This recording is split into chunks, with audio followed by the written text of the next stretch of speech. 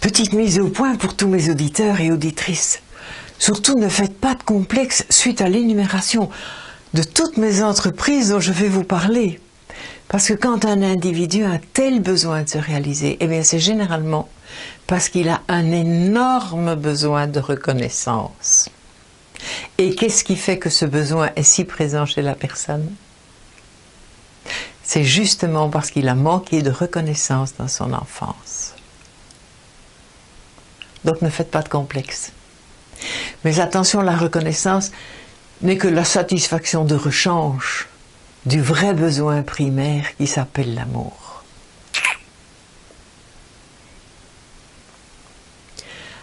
Un merveilleux livre parle bien de ce syndrome.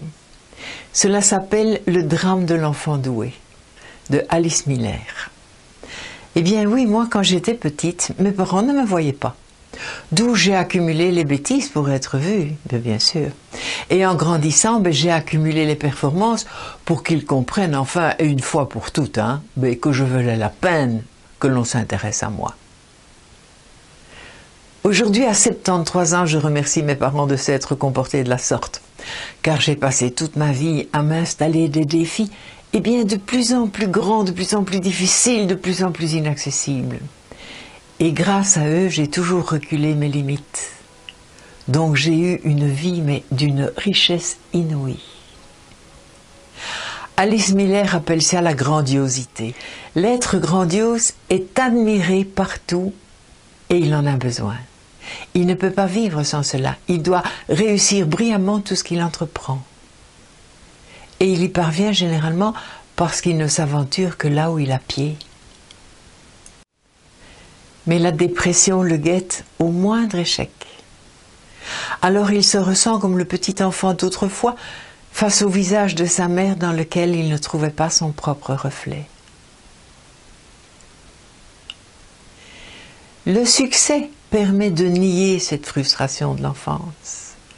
Mais la dépression le mène au bord de cette plaie et seul le deuil de ce qui lui a manqué quand il était petit pourrait créer la cicatrice. Mais ça, c'est l'histoire de toute une vie. On devient thérapeute pour comprendre cela et se donner la chance de sortir de cette compulsion de l'affirmation de soi, qui risque d'engendrer d'énormes dépressions quand le corps n'acceptera plus de suivre cette cadence démesurée. C'est très tard dans ma vie que j'ai découvert cette théorie d'Alice Miller. Mais au fond de moi existait cette pulsion d'être vue envers et contre tout, en bien comme en mal, dans l'extravagance ou dans la générosité. Ayant à l'époque ce besoin de grandiosité sans le savoir, je m'investissais beaucoup dans ma maison, que je voulais somptueuse. Alors je me suis mise à l'organiser, à la meubler, à l'embellir. Je suis devenue une acheteuse compulsive de l'abbé Pierre. Je visite les compagnons d'Emmaüs toutes les semaines et j'accumule les meubles que je décape, que je ponce, que je repeins, que je regarnis de velours. La lessive Saint-Marc n'a plus de secret pour moi et je me promène avec des clous de tapissier dans les poches. J'accumule aussi les bonnes adresses du tissu d'ameublement. Ben oui, vous imaginez 15 pièces de 3,50 m de hauteur, ça fait des kilomètres de rideaux et de double rideaux. Mais si j'ai tout ce loisir de disposer de mon temps en dehors de mes heures de cours, c'est parce que le Père Noël m'a fait un gros cadeau qui s'appelle Marie-Louise et que nous avons appelé Nénette. Elle a 60 ans. Elle a perdu une petite fille à la naissance et ne s'en est jamais remise. Alors s'occuper de ma petite à moi, ça la réjouit. Et moi, je me réjouis d'avoir découvert une fée du logis. C'est une grosse femme de la campagne qui prend la besogne mais à bras le corps et qui en plus, elle sait tout faire.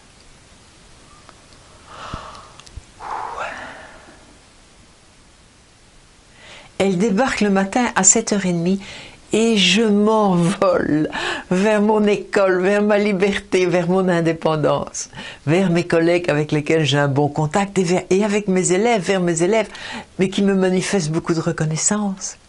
Et quand je rentre à la maison, tout est fait. Ah, la lessive, le repassage, le nettoyage. Et le repas mijote sur la cuisinière. C'est que du bonheur. Cela me coûte presque l'entièreté de mon traitement de prof. C'est un peu ouf, mais je m'en fous.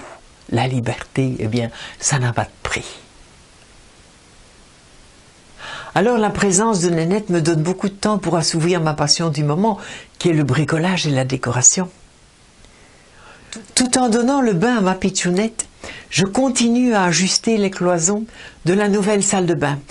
J'ai encore des photos de cette époque. Je me rappelle avoir testé l'ajustement d'une très lourde cloison à l'arrière de la baignoire. Et comme l'ajustement me tombait pile poil, j'ai laissé derrière mes 2 flacons de bain moussant. Et je suis prête à parier qu'il s'y trouve encore 50 ans plus tard. C'est fou ce que j'ai fait dans cette maison. Je m'y suis investie pendant 10 ans. Toute l'électricité était sous forme de cordelière, dont les garnitures d'isolant me portaient en poussière. Et les boîtes de dérivation étaient des espèces de gros champignons apparents en porcelaine blanche. On risquait le feu, mais à tout moment. Il était urgent que je remonte mes manches. Eh bien, c'est ce que j'ai fait.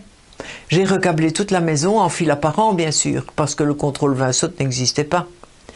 Cela a l'air comme ça, insurmontable. Mais en fait, c'est comme de manger un éléphant, c'est pareil. Si on mange un petit bout tous les jours, on finit par le bouffer complètement. La première stratégie dans ces cas-là, c'est de faire juste un petit essai pour commencer. Ne pas se mettre une brouette sur le dos, non, non. Activer son critère de curiosité pour voir de plus près comment c'est fait, ou comment ça marche, ou comment ça ne marche pas, ou pourquoi ça ne marche pas. Juste aller voir. Et puis on dort un petit peu là-dessus. Et puis le lendemain, si on est encore suffisamment curieux, on pousse le bouchon un petit peu plus loin, juste pour voir quelques infos en plus, voilà. Mais je n'ai toujours pas décidé de faire le boulot, en l'occurrence l'installation électrique. Non, je regarde simplement. En fait, j'essaye de m'activer, j'essaye de saliver. Et comme d'information en information, on finit par comprendre le travail, eh bien cela n'a plus rien d'inconnu. Donc ça ne fait plus peur. Et alors naît à l'intérieur de nous l'envie de se mesurer à ce travail qui n'a plus rien de compliqué. Et c'est parti. Alors on trace et ça va tout seul. Mais il y a une deuxième stratégie pour bien réussir son entreprise. C'est de se projeter dans le futur tout au long du travail. Pour se faire une représentation mentale évolutive. Par exemple, tiens, comment ce sera ce soir à la fin de la journée? Ou bien, tiens, comment ce sera samedi prochain lorsqu'on aura la visite de nos amis? Ou bien, tiens, comment ce sera dans quelques semaines quand ce sera complètement terminé? Eh bien, le fait de se projeter, ça marche. Ça donne du courage. Les gens qui stagnent et qui se découragent, c'est parce qu'ils vivent dans l'instant présent, tout en travaillant. Alors ils ne se voient pas avancer, et alors ils abandonnent. Sur 2 ou 3 années, la maison a pris un joli coup de rajeunissement. Et je commence à avoir des envies de fête. Ben oui, j'ai envie de montrer mon travail. Et comme je l'ai dit plus avant, j'ai un mari qui a besoin d'être entouré, d'avoir sa petite cour. Alors ça veut dire qu'il connaît beaucoup de monde, qu'il a beaucoup d'amis. Alors faire une fête à la maison, eh bien, c'est une véritable entreprise. Durant les premières fêtes, on invitait une vingtaine de personnes. Et 7 ans plus tard, on en invitait plus de 100. Et certains amis nous reprochaient de les avoir oubliés. Vous imaginez? La fête annuelle se faisait au moment du carnaval, pour profiter de ma semaine de congé.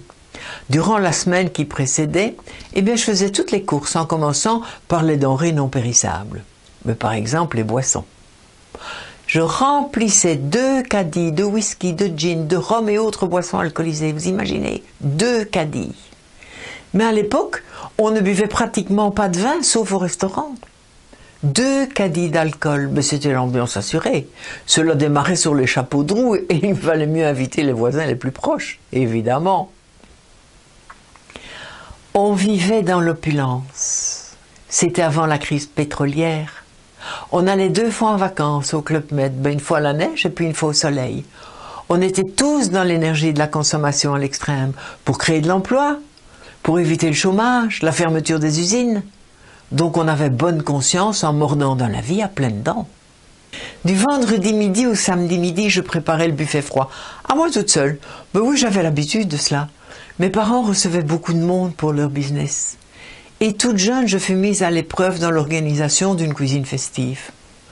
Donc cela ne me cause aucun problème de préparer un buffet d'une vingtaine de plats.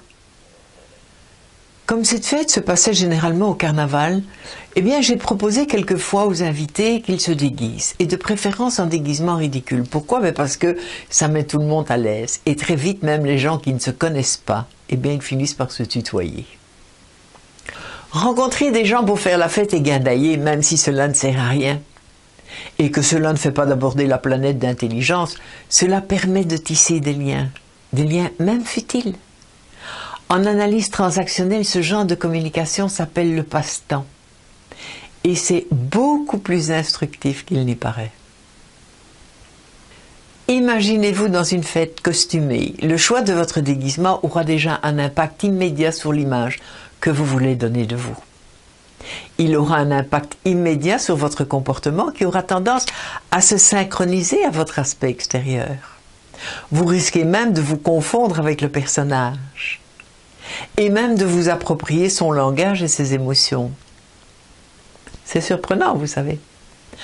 Un de mes amis qui fait du cinéma m'a raconté qu'un jour, lors d'un tournage qui se faisait en Suisse, où il était figurant dans une bataille en costume militaire, il s'est aperçu qu'au bout du 3e jour de tournage, eh bien, durant la pause de midi, les gradés mangeaient ensemble et les troupiers mangeaient entre eux. Alors si vous connaissez quelque chose de plus con que ça, faites-le moi savoir. Parce que je trouve que c'est le comble de la bêtise. Donc une soirée déguisée libère la créativité, les inhibitions, et parfois elle en rajoute d'autres, la preuve. Mais vous est-il déjà arrivé de vous retrouver 5 ou 10 ans plus tard en face d'une personne qui faisait partie d'une même fête? Et vous vous êtes rendu compte que vous aviez envie de vous raconter plein de choses à ce sujet, alors que durant la soirée, vous avez à peine échangé 3 mots. Vous comprenez maintenant pourquoi le passe-temps est important, ou les fêtes, ou les guindailles. Parce que cela ne véhicule que très peu de messages verbaux, mais par contre, le passe-temps véhicule énormément de messages corporels et émotionnels. Alors vive le passe-temps et amusons-nous dans la vie.